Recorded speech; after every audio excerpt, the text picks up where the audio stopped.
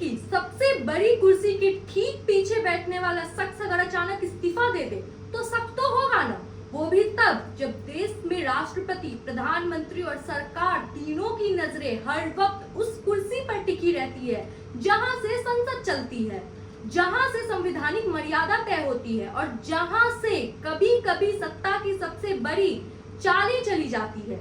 नमस्कार दोस्तों, मैं हूं सानिया खालिद और आप देख रहे हैं जनता की सबसे बेबाक आवाज सानिया डेली डोज। आज की ये रिपोर्ट सिर्फ एक इस्तीफे की कहानी नहीं है, बल्कि ये उस पूरे सत्ता तंत्र का एक्सरे है जो ऊपर से शांत दिखता है लेकिन अंदर ही अंदर आग की तरह जल रहा है। क्यों जगदीप धनखड़ का नाम अचानक से ट्रेंड करने लगा?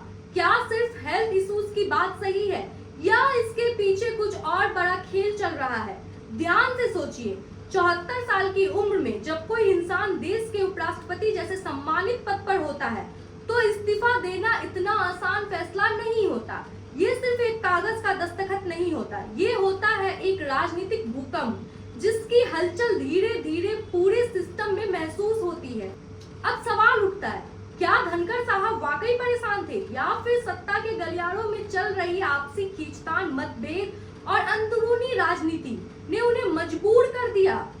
सुनिए, जगदीप धनखड़ कोई आम नेता नहीं है, वह एक अनुभवी वकील रहे हैं। राजस्थान हाई कोर्ट और सुप्रीम कोर्ट में उन्होंने कई बार केस लड़े हैं, फिर राजनीति में आए, कांग्रेस से शुरुआत की और बाद में बीजेपी के साथ उनकी नजदीकियां बढ़ी। 2019 में उन्हें पश्चिम बंगाल का राज्यपाल बनाया गया, जहां उन्होंने ममता बनर्जी के साथ लगातार टकराव रुख अपनाया। कई बार उन्होंने प्रेस में बयान दिए जो सीधे सीधे राज्य सरकार पर निशाना थे। फिर 2022 में एनडीए की तरफ से उन्हें उपराष्ट्रपति का उम्मीदवार घोषित किया गया। वो भारी बहुमत से जीतते हैं और आते हैं उस पद पर जो राष्ट्रपति के बाद देश का दूसरा सबसे बड़ा संवैधानिक पद है। अब सोचिए, इतने ऊंचे ओहदे पर बैठा व्यक्ति अगर अचानक इस्तीफा दे दे तो इसका मतलब कुछ तो ऐसा है जो हमारी आंखों से छुपाया जा रहा है।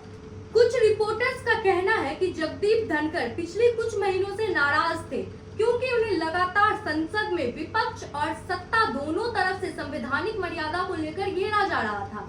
कभी वो विपक्ष का माइक बंद करवाते देखे गए, कभी प्रधानमंत्री की बातों पर बिना प्रतिक्रिया दिए बैठे रहे।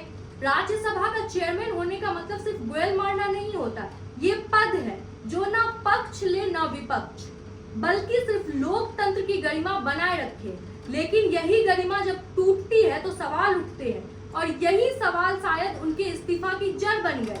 सूत्रों की माने तो जगदीप धनखड़ कई बार पीएम मोदी से मिलना चाहते थे, लेकिन मीटिंग्स टाली जा रही थी। कुछ मीडिया रिपोर्ट्स में तो ये भी दावा किया गया कि धनखड़ साहब को कुछ अहम बिल्स और प्रस्तावों पर जानकारी नहीं दी गई या फिर उनकी सलाह को दरकिनार कर दिया गया। क्या ये संकेत है कि सत्ता और संवैधानिक संस्थाओं के बीच अब भरोसा टूटने लगा है? एक और बात, धनखड़ साहब का जो इस्तीफा का लेटर वायरल हो रहा है वो भी बेहद ठंडे लहजे में लिखा गया है। ना कोई धन्यवाद, ना भावनात्मक पंक्तियां, बस सीधा सीधा मैं व्यक्तिगत कारणों से इस्तीफा दे रहा हूँ। अब आप बताइए, क्या एक व्यक्ति जो इतने बड़े पद पर है वो वाकई व्यक्तिगत कारण बताकर इस्तीफा देगा जब देश का पूरा ध्यान संसद और मानसून सत्र और नए विधेयकों पर है? इस वक्त देश पहले ही बड़े संकटों से गुजर रहा है, मणिपुर से लेकर संसद की गिरती गरिमा तक, महंगाई से लेकर सोशल मीडिया सेंसरशिप तक। ऐसे में उपराष्ट्रपति का इस्तीफा सत्ता की स्थिरता पर एक बड़ा सवाल खड़ा करता है।